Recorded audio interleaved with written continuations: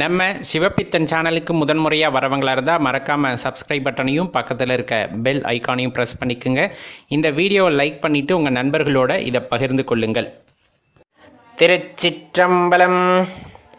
திருமூலரையா திருவடிகள் போற்றி போற்றி, குருவடியம் திருவடியம் வணங்கி இந்த பதிவை ஆரம்பிக்கலாம். நண்பர்களே, இந்த மனித பிறப்பு அப்படிங்கிறது மிகப்பெரிய பிறப்பு. உங்களுக்கு நல்லா தெரிஞ்சிருக்கும். பல வகை ஜென்மாக்களை எடுத்தாலும் அதில் இந்த மனித பிறப்பு கிடைக்கிறது அப்படிங்கிறது அரும்பெரும் விஷயம். இல்லை, பல பேர் இந்த வாழ்க்கை கிடைத்தும் அதனுடைய பயன் என்ன என்று அறியாமல் வீணடித்து கொண்டிருப்பது அப்படிங்கிறது ரொம்பவே மனதுக்கு ஒரு நெருடலான விஷயமாக இருந்தாலும், இறைவன் மீது நாம் காட்டுகின்ற அன்பு அப்படிங்கிறது எப்படிப்பட்டது அப்படிங்கிறத பற்றி நமக்கு எப்போவுமே ஒரு எண்ணமானது இருந்து கொண்டே இருக்கும். ஏனென்றால் இப்போ நிறைய செல்வந்தர்கள் இருக்கிறார்கள், மிகப்பெரிய பணக்காரர்கள் எல்லாம் ஆலயங்களுக்கு நிறைய நன்கொடைகள் கொடுக்கிறார்கள், ஆலயங்களை கட்டி எழுப்புகிறார்கள்.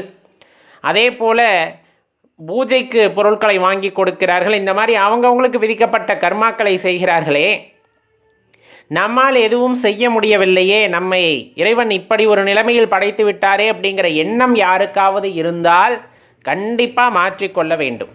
கண்டிப்பாக மாற்றிக்கொள்ள வேண்டும். அவரவர் வினைக்கு ஏற்றவாறு இந்த வாழ்க்கையானது அமைந்திருக்கிறது, அதில் எந்த மாற்று கருத்துமே இல்லை.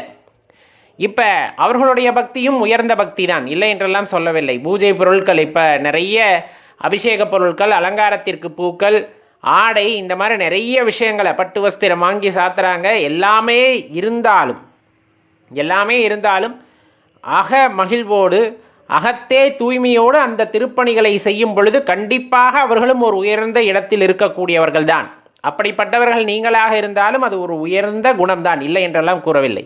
இப்போ எனக்கு கையில் வசதி இல்லை, எனக்கு ஆலயங்களுக்கு போய் இந்த மாதிரி சேவைகள் செய்வதற்கு, புனரமைக்கிறதுக்கு, இந்த மாதிரி செய்கிறதுக்கு எனக்கு கொடுப்பனை இல்லைன்னு மட்டும் தயவு செஞ்சு நினச்சிடாதீங்க.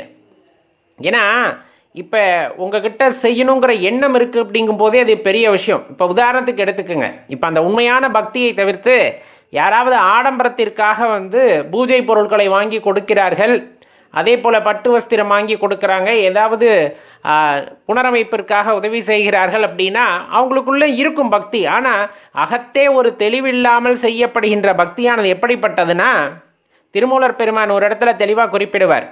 இப்போ பாசி படிந்த நீர்நிலை இருக்கிறது அல்லவா, அந்த பாசி படிந்த நீர்நிலையிலே ஒரு கல்லை தூக்கி போட்டால் கொஞ்ச நேரத்துக்கு அது ஒரு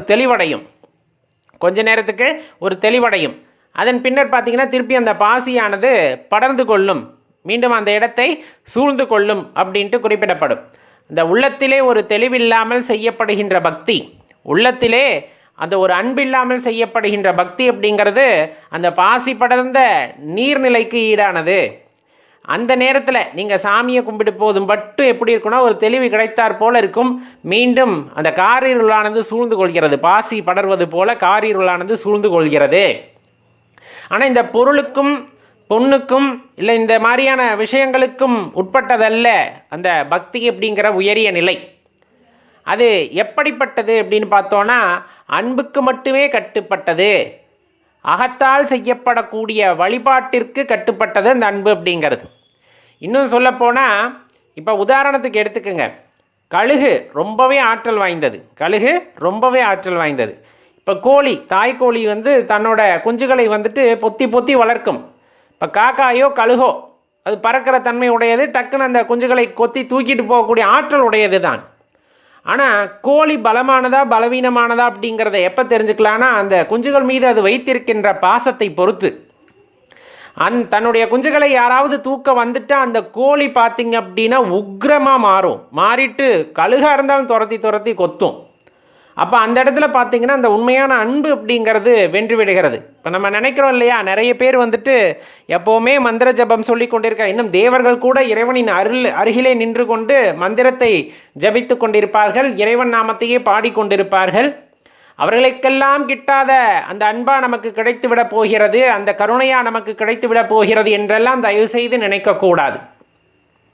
கண்டிப்பாக அகத்தே ஒரு தெளிவுடன் அன்புடன் நம்ம உருகி வேண்டும் பொழுது, உருகினா எல்லாமே இறைவன் தான் அப்படிங்கிற அந்த ஒரு தன்மைக்கு வந்துவிட்ட பிறகு இறைவன் நமது பக்திக்கு செவி மடுக்கின்றார். இப்போ தேவர்கள் எல்லாம் அருகே இருந்தாலும் உண்மையான அன்பிற்கு கட்டுப்பட்டவராக நமக்கு இறைவன் வந்துட்டு தனது நல்லாசைகளை அருளை வந்துட்டு வாரி வழங்கக்கூடிய வள்ளலாக இருப்பார் அப்படின்னா அதில் எல்லளவும் நீங்கள் சந்தேகம் கொள்ளக்கூடாது. எல்லளவும் சந்தேகம் கொள்ளக்கூடாது. நம்முடைய பக்தி ரொம்ப உயர்ந்தது அப்படிங்கிற அந்த ஒரு எண்ணம் நமது மனதிலே எப்பொழுதும் இருக்க வேண்டும். அது கர்வமாக மாறக்கூடாது. அதற்காக நான் கொண்ட பக்தி தான் பெரியது, மற்றவர்கள் அவ்வாறு இல்லை என்ற எண்ணம் வந்துவிட்டால் அது கர்வமாக மாறிவிடுகிறது. அந்த ஒப்புமை அப்படிங்கிற வேலைக்கே அங்கே இடம் இருக்கக்கூடாது. பக்தியில் யார் உயர்ந்த பக்தி வைத்திருக்கிறார்கள், யார் சாதாரணமாக பக்தி வைத்திருக்கிறார்கள் என்பதல்ல, உனது உள்ளத்திற்கு உனது மனதிற்கு தெரிய வேண்டும். நாம் வைத்திருக்கின்ற பக்தியானது எதிர்பார்ப்புடன் கூடியதா எதிர்பார்ப்பு இல்லாததா அப்படிங்கிற விஷயம் நமக்கு தெரிந்திருக்க வேண்டும். அந்த எதிர்பார்ப்பு இல்லாமல் நாம் செய்கின்ற பக்திக்கு தான் அந்த இடத்துல பலன் அதிகம். பலன்னா என்ன? பொண்ணை கொடுப்பார், பொருளை கொடுப்பார்லாம் சொல்ல, உண்மையான அமைதியை மனதிற்கு கொடுக்கின்றார். அந்த அமைதி கிடைக்காம தான் இன்றைக்கி வாழ்க்கையில் பல பேர் ரொம்ப தத்தளிச்சுக்கிட்டு இருக்காங்க. பொண்ணு, பொருள், வீடு, சுக போகங்கள் என்று எல்லாம் கொட்டி கிடக்கிறது. ஆனால் மனதிலே நிம்மதி இல்லையே அப்படிங்கிற விஷயம் இருக்கு இல்லையா? அது இன்றைக்கி நிறைய பேத்துக்கிட்ட இருக்குது. அது ஏன்னா உள்ளத்தே அமைதி இல்லாமல் போவதற்கு காரணம் அன்பு இல்லாமல் போய்விட்டது. யார் மீதும் ஒரு அன்பு இல்லாமல் போய்விட்டதன் காரணமாகத்தான் உள்ளத்தே அமைதி இல்லாமல் போய்விடுகிறது. அந்த அன்பானது இறைவன் மீது பெருக பெருக இறைவன் மீது மட்டும் அந்த அன்பு பெருகுவதில்லை. மாறாக எப்பொழுது நீங்கள் இறைவன் மீது அளவற்ற அன்பை வைக்கிறீர்களோ அப்பொழுதே உணர்ந்து கொள்கிறீர்கள் எல்லா உயிருக்குள்ளும் அந்த இறைவன் இருக்கிறார் என்று. அப்பொழுது எல்லார் மீதும் வந்துட்டு அந்த அன்பை சரமாரியாக காட்டும் பொழுது, அனைத்து உயிர்களிலுமே இறைவன் இருக்கிறார் என்று எல்லா உயிர்களின் மீதும் நீங்கள் அன்பை காட்டும் பொழுது அந்த இறைவனாகப்பட்டவர் அங்கே வெளிப்படுகின்றார். நமக்கு அதன் பலனும் கிடைக்கிறது. பலன்னா அவருடைய தரிசனமும் கிடைக்கின்றது அப்படிங்கிறத தெரிஞ்சுக்கணும். இப்போ கோயில் கோயிலாக போய் சுற்றுறோம் இல்லையா, ஊர் ஊரா, நாடு நாடா, தெரு தெருவா, இந்த மாதிரி எல்லா ஆலயங்களுக்கும் சென்று சுற்றுகின்றோம். நமது மனதை எப்படியாவது வென்றுவிட வேண்டும் என்று சிலர் முயற்சி செய்கிறார்கள். மனதை வெல்வதும் கோவில் கோவிலாக சுற்றுவதும் ஏற்கனவே சொன்ன மாதிரி தான். ஒரு குறிப்பிட்ட அளவு வந்துட்டு ஒரு தெளிவை ஏற்படுத்தும். அதனினும் தாண்டிய தெளிவு அப்படிங்கிறது உள்முகமாக இறைவனை காண வேண்டும் என்ற எண்ணம் எப்பொழுது நம் மனதிற்குள்ளே உதயமாகின்றதோ அந்த க்ஷணமே நம் வாழ்க்கையிலே ஒரு பெரிய மாற்றமானது உண்டாகும். அந்த பக்திக்கு ஒரு ஈடு இணை இல்லாததாக மாறும் அப்படின்னா அதில் எந்த சந்தேகமும் நீங்கள் கொள்ள வேண்டாம். இப்போ சில நேரங்களில் பார்த்தீங்கன்னா மேகம் சூரியனை பகல் நேரத்திலே மறைத்திருக்கும். அப்போ அந்த சூரியன் அந்த நேரத்தில் இருக்கிறாரா இல்லையா அப்படின்னு கேட்டால் என்ன பதில் சொல்ல முடியும்? இருக்கிறார், ஆனால் மேகங்கள் சூழ்ந்திருக்கிறது. சரி, இரவிலே சூரியன் இருக்கிறாரா இல்லையா அப்படின்னு கேட்டால் என்ன சொல்ல முடியும்? இல்லை என்று பொத்தாம்பொதுவாக சொல்லிவிடுவோம். சூரியன் இல்லையப்பானு. உண்மையாக சூரியன் இல்லையா? சூரியன் நமக்கு புலப்படவில்லையா? சூரிய ஒளியானது நமக்கு புலப்படவில்லையா? அவ்வளவுதான் கேள்வி. இறைவன் இருக்கின்றார். எப்படி சூரியன் இரவு பொழுதிலே தன்னுடைய வெளிச்சத்தை மறைத்துக் கொள்கிறது. இப்போ பூமியின் சுழற்சியின் காரணமாக நமக்கு சூரியனின் வெப்பமும் வெளிச்சமும் நமக்கு கிடைப்பதில்லை என்ற ஒரே காரணத்திற்காக சூரியன் இல்லை என்று இப்பொழுது சொல்ல முடியுமா? கிடையவே கிடையாது. அவர் இருக்கின்றார், சூரிய பகவான் இருக்கின்றார். இந்த பூமியின் சுழற்சியின் காரணமாக இப்பொழுது நமக்கு அந்த இருள் நேரம் அப்படிங்கிறது தானே தவிர சூரியன் இல்லை என்று ஆவது இல்லை. அதே போல தான் இறைவன் இருக்கிறாரா இல்லையா அப்படின்னா இன்னும் நாம் அந்த ஒரு குறிப்பிட்ட பக்குவத்தை அடையாததின் காரணமாக அவரை பற்றி உணர்ந்து கொள்ள முடியவில்லை. அவர் இருப்பை உணர்ந்து கொள்ள முடியவில்லையே தவிர அவரை இல்லை என்று ஒதுக்கிவிட முடியாது. அவர் இருப்பு உண்மைதான், அவரை நாம் உணர்ந்து கொள்வதற்கு இல்லை. எல்லாத்திற்குமே ஒரு கால நேரம் என்று ஒன்று உண்டு. அந்த கால நேரம் சரியாக அமைந்து வரும் பொழுது பூமிக்கு எப்படி பகல் பொழுதிலே சூரியனின் வெளிச்சமானது கிடைக்கிறதோ அதே போல மனதானது ஒரு பக்குவப்பட்ட நிலையை அடைந்த பின்பு அந்த இறைவனின் ஆற்றலை, அந்த இறைவனின் இருப்பை, அந்த அபரிவிதமான வெட்ட விலையை நம்மால் உணர்ந்து கொள்ள முடியும் அப்படிங்கிறத தெரிஞ்சுக்கணும். அப்போ இந்த இடத்துல பக்தி ஒப்புமை அப்படிங்கிறது பண்ணலாமா? பண்ணக்கூடாது. அப்போ இறைவனை உணர்ந்து கொள்வதல், இறைவன் மீது அளவற்ற அன்பு கொள்ளுதல், இதற்கெல்லாம் அடிப்படையாக எது இருக்க போகுது அப்படின்னு பார்த்தோம்னா நம்ம மனதிலே உள்ள அன்பு அப்படிங்கிற ஒரு விஷயம். தெளிவான மனதுடன் நீங்கள் இறைவனை வேண்டிக் கொள்ளும் பொழுது, இறைவனை வழிபடும் பொழுது கண்டிப்பாக இறைவனின் அந்த கருணையானது உங்களுக்கு கிடைக்கப்பெறும் அப்படின்னா அதில் எந்த சந்தேகமும் நாம் கொள்ள தேவையில்லை. பல ஞானிகள் கூறினாலும் பல சித்தர்கள் எடுத்துரைத்தாலும் நம் மனது அதை ஏற்றுக்கொள்ள மறைக்கிறது அப்படின்னா இறைவனின் இருப்பை. ஏன்னா நிறைய பேர்த்திற்கு அதற்கான வாய்ப்பே இல்லாமல் போய்விடுகிறது.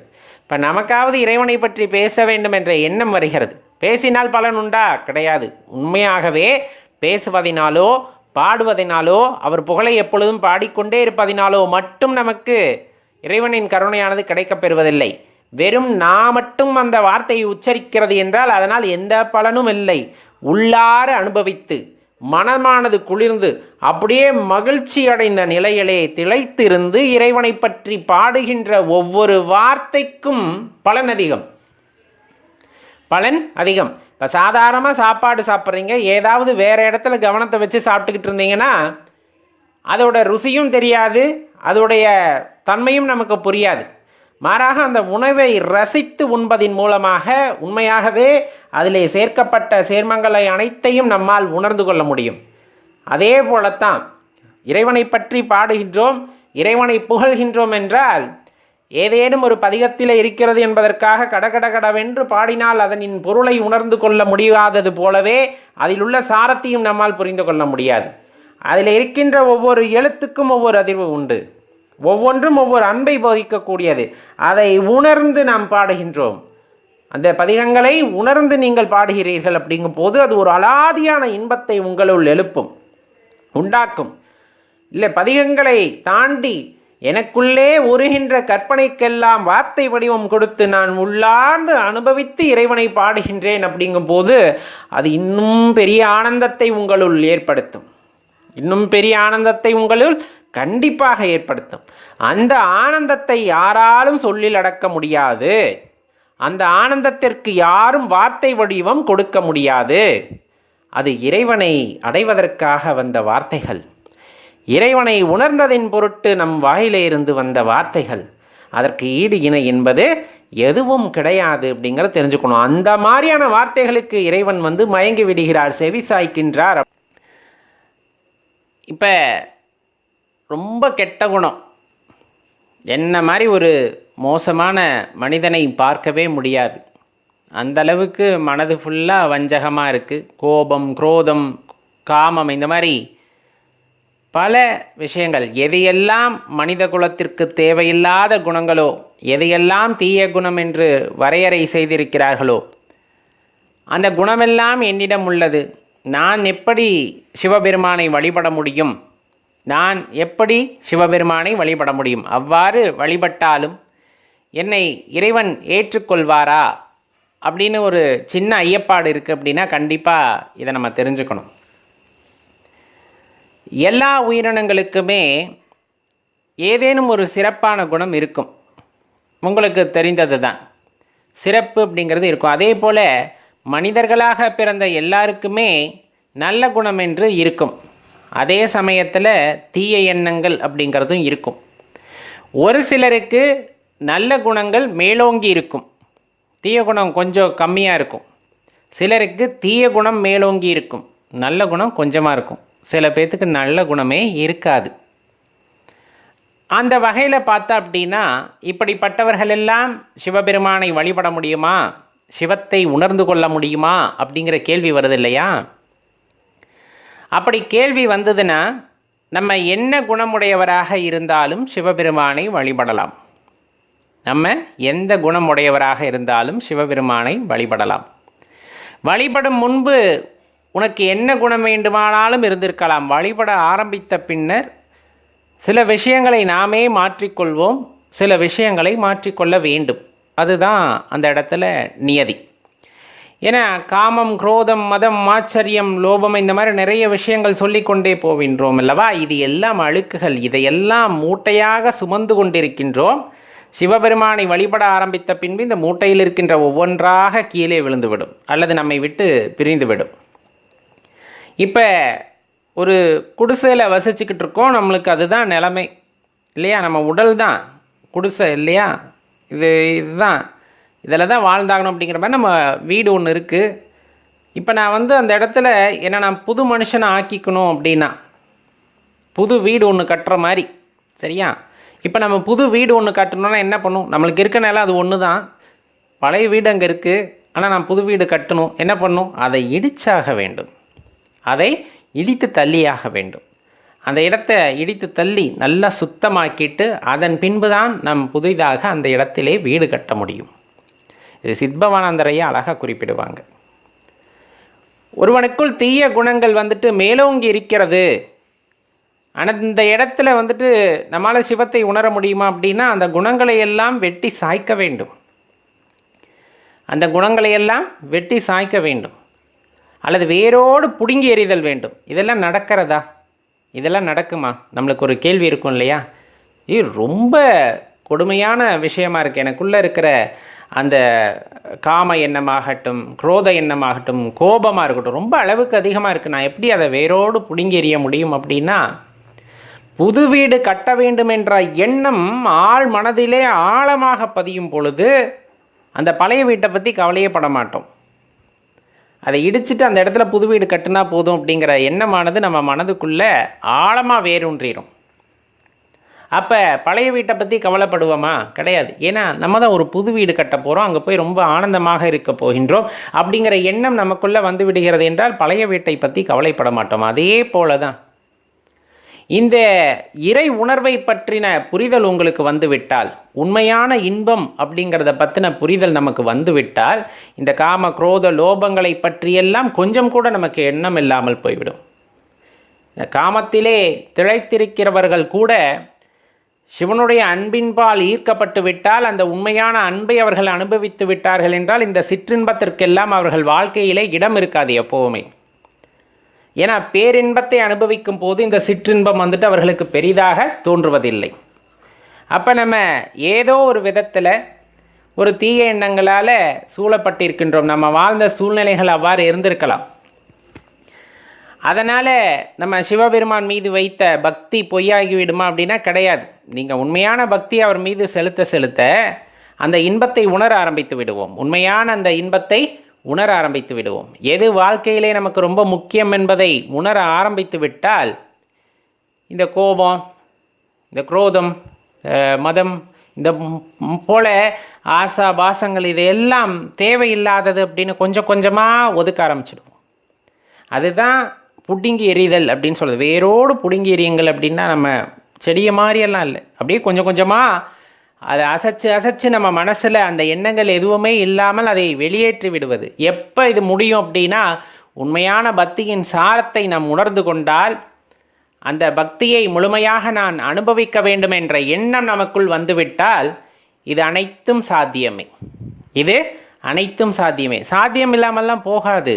நீங்கள் அப்படியெல்லாம் நினைக்க வேண்டாம். இல்லைங்க ஐயா, பல வருஷமாக நான் இப்படித்தான் இருக்கேன், எனக்கு முன்கோபம் ஜாஸ்தி, யார் எது சொன்னாலும் உடனே வினையாற்றி விடுவேன். எப்படி இருந்தாலும் பக்தி என்பது உங்களுக்குள் வந்துவிட்டால், சிவனாகப்பட்டவர் உங்களை ஆட்கொண்டு விட்டார் என்றால், நீங்கள் எப்படி முன்கோபம் கொண்டவராக இருந்தாலும், இல்லை பல விஷயங்களில் தீய எண்ணங்கள் மேலோங்க பெற்றவராக இருந்தாலும், எல்லாம் ஒரு நொடியில் அசைச்சு பார்த்துருவார். அவர் ஆட்கொள்கிறது அப்படிங்கிற அந்த நேரம் தான் நமக்கு தெரியாதே தவிர, அவர் ஆட்கொண்டு விட்டார், அவர் நம்மை அடியார் கூட்டத்திலே சேர்த்து கொண்டால் உன்னிடம் இருக்கின்ற எந்த தீய குணங்களும் அதற்கப்புறம் மேலோங்காது. ஏன்? இறைவனை பற்றியே எண்ணிக்கொண்டிருக்கின்ற சமயத்திலே அந்த எண்ணங்களுக்கெல்லாம் ஏது வேலை? இறைவனை பற்றியே பாடிக்கொண்டிருப்போம், இறைவனை பற்றியே சதா பேசி கொண்டிருப்போம், இறைவனை பற்றியே புகழ்ந்து பேசி கொண்டிருப்போம், அவருடைய அந்த திருவிளையாடல்களை பற்றியே சிந்தித்து கொண்டிருப்போம். நாம் வாழ்க்கையிலே அவர் செய்த அற்புதங்களை பற்றி எண்ணி பார்த்து கொண்டிருப்போம். இந்த பிரபஞ்ச இயக்கம் எப்படிப்பட்டது, இதற்கு யார் காரணம் என்றெல்லாம் யோசிக்க ஆரம்பிப்போம். இந்த மாதிரி நம்முடைய எண்ணங்கள் எல்லாம் திசை மாறுகின்றன. அப்படிங்கும் போது எந்த இடத்துல உங்களோட தீய குணம் மேலோங்கும்? பிறரை அழிக்க வேண்டும் என்ற எண்ணம் வராது, பிறரோடு ஒப்புமை செய்ய வேண்டும் என்ற எண்ணம் வராது, இன்னும் பிறர் பொருளை கவர வேண்டும் என்ற எண்ணம் வராது. ஏன்? என் மனசு ஃபுல்லாக எங்கே போயிடுது அப்படின்னா, இறைவன் பால் சென்று விட்டது, அவரின் அன்பை முழுமையாக அனுபவிக்க வேண்டும் என்ற எண்ணத்திற்குள் சென்று விட்டது. அப்படி சென்றுவிட்ட பிறகு எனது எண்ண அலைகளிலே மாற்றம் வருமாம்னா கண்டிப்பாக ஒரு நல்ல எண்ண அலைகளாக அங்கு உண்டாகும். அதன் பலனாக இறைவனின் அன்பை பூரணமாக நீங்கள் உணர்ந்து கொள்வீர்கள். அதுதான் அந்த இடத்துல அடியார் பெருமக்களுக்கு கிடைக்கின்ற வரம். அதுதான் அடியார் பெருமக்களுக்கு கிடைக்கின்ற பெரிய வரம். அப்போ நம்ம எப்படிப்பட்ட எண்ணம் உடையவராக இருந்தாலும், எப்படிப்பட்ட குணநலன்கள் வாய்க்க பெற்றவராக இருந்தாலும், முதல் முறை இறைவனை கைகூப்பி வணங்குவது அப்படிங்கிறது தான் நம்மளுடைய மைல்கல். அதுக்கப்புறம் எல்லாமே இறைவன் பார்த்து கொள்வார். அதுக்கப்புறம் நம்ம வாழ்க்கையில் என்ன நடக்கணும், எப்படி நடக்கணும், எல்லாமே இறைவன் பார்த்து கொள்வார். நம்முடைய கடமைகளை சரிவர செய்து கொண்டிருந்தால் போதுமானது. இன்னமும் சொல்லப்போனால் அடியார் பெருமக்கள், பக்தியிலே சிறந்த சிவபக்தர்கள் எல்லாம் தன்னுடைய பக்தியை உயர்வென்று கூட மனதாலே நினைத்து கூட பார்க்க மாட்டார்கள். சக அடியார்களையும் இறைவனாக பார்க்கின்ற, பாவிக்கின்ற தன்மை உடையவர்களே உண்மையாக இறைவனின் அன்பிற்கு ஆட்பட்டவர்கள். அதிலையுமே சில நேரங்களில் சோதனை வந்துடும்.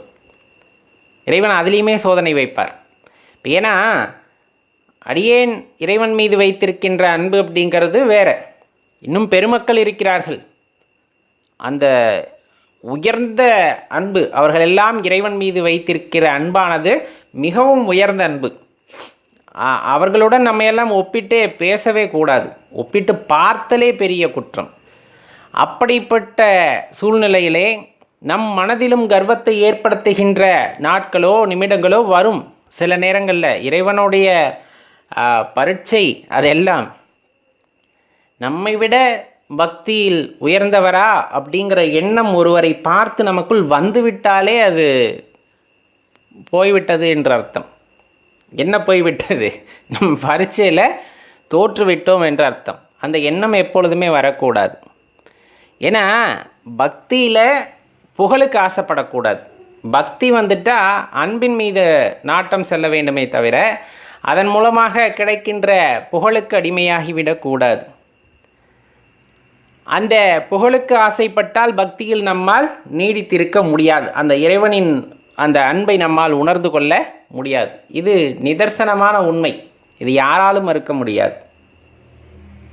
அப்போ நம்ம செய்ய வேண்டியதையெல்லாம் உண்மையான அன்பை வெளிப்படுத்துவது, உண்மையான பக்தியை வெளிப்படுத்துவது. இதற்கு நல்ல குணம் படைத்தவர்கள், தீய குணம் படைத்தவர்கள் அப்படிங்கிறதெல்லாம் இல்லை. யார் ஒருவர் இறைவனை வழிபட வேண்டும் என்ற எண்ணம் உண்மையாகவே வாய்க்க பெற்றவர்களோ, எனக்கு தோணுது எல்லாமே சிவபெருமான் தான், நான் எப்படிப்பட்டவனாக இருந்தாலும் சரி இனிமேல் நான் சிவபெருமானை வழிபடணும்னு தோணுது அப்படின்னு சொல்கிற அந்த கணம், அந்த க்ஷணமே உங்களை இறைவன் ஆட்கொள்கின்றார் அப்படிங்கிறத தான் தெளிவாக தெரிஞ்சுக்கணும். அப்படி ஆட்கொண்டு விட்டார் அப்படிங்கும் போதே நம்மெல்லாம் பெரிய வரம் வாங்கிட்டு வந்தவங்க. அவர் பேரை சொல்கிறதுக்கே பெரும் பாக்கியம் செய்திருக்கணும். அப்படிங்கும் போது அவரை கையெடுத்து கும்பிடுவதற்கான வாய்ப்பு கிடைத்தால் அது அதனினும் பெரிது. இன்னும் அவருடைய அந்த அடியார் கூட்டத்தில் அடியேனை ஒரு பெரிய என்ன சொல்கிறது, ஒரு பொருட்டாக நினைத்து சேர்த்து கொண்டார் என்றால் அதெல்லாம் பெரிய பெரிய வரம் சொல்லப்போனான். பெரிய பெரிய வரம் சொல்லப்போனான். சேர்த்து கொண்ட பிறகு அந்த அடியார் கூட்டத்திலே அடியேனையும் ஒரு பொருட்டாக நினைத்து சேர்த்து கொண்டாரே அப்படின்ற எண்ணம் வரும்போது இருக்கின்ற மகிழ்ச்சி இருக்கிறதே, அதற்கு கண்டிப்பாக அளவே இருக்காது. அப்படிப்பட்ட உணர்வை தான் சிவபெருமான் நமக்கு தருவார்.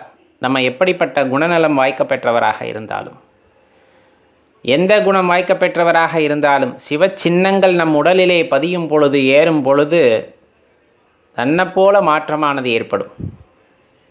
நம்ம அதற்காக மெனக்கிடணும் அப்படிங்கிறது அவசியமே இல்லை. முதன்முறை பஞ்சாட்சரத்தை சொல்கிறோம், முதன்முறை அந்த திருநீரை இட்டுக்கொள்கின்றோம், முதன்முறை ருத்ராட்சத்தை கழுத்தில் அணிந்து கொள்கின்றோம். அப்படிங்கும் போதே அது ஒரு புதுவிதமான உணர்வை உடலிலும் சரி மனதிலும் சரி ஏற்படுத்தும். அது எல்லாம் இறைவனால் கொடுக்கப்பட்ட வரம் அப்படிங்கிறத தெளிவாக தெரிந்து கொள்ளுங்கள். இது எந்த ஜென்மத்திலையும் கிடைக்காத வாய்ப்பு. இந்த ஜென்மத்திலே பல பேர்த்துக்கு அந்த வாய்ப்பு கிடைக்கல. அடியார் பெருமக்களாகிய நமக்கு அது கிடைத்திருக்கிறது என்றால் இறைவனின் கருணையை ஓரளவு பெற்றவர்கள் நாம் அப்படிங்கிறத தெரிஞ்சுக்கணும். ஏன் ஓரளவுன்னு சொல்கிறோம்? இன்னும் பயணிக்க வேண்டிய தொலைவு நிறைய இருக்குது. அந்த தொலைவுகளையெல்லாம் கடக்க வேண்டுமென்றால் இறைவனின் அந்த கருணை பார்வையானது நமக்கு தேவை. இறைவனின் கருணை பார்வை நமக்கு தேவை என்றால் நாம் வைக்கின்ற பக்தியை மெருகேற்றி கொள்ள வேண்டும். அவரின் மீது அந்த உண்மையான அன்பை வைக்கும் பொழுது அது எல்லாம் சாத்தியமாகும் அப்படின்னா அதில் எந்த மாற்று கருத்துமே இல்லை. புரிந்திருக்கும் என்று நினைக்கின்றேன். நாம் எந்த குணம் வாய்க்க பெற்றவராக இருந்தாலும் ஐயனை கையெடுத்து கும்பிட்டால், அவரை சரணடைந்தால் வாழ்க்கை மாறுவது உறுதி. அதில் எந்த மாற்றமும் இல்லை அன்பர்களே. ஓம் நம சிவாய்.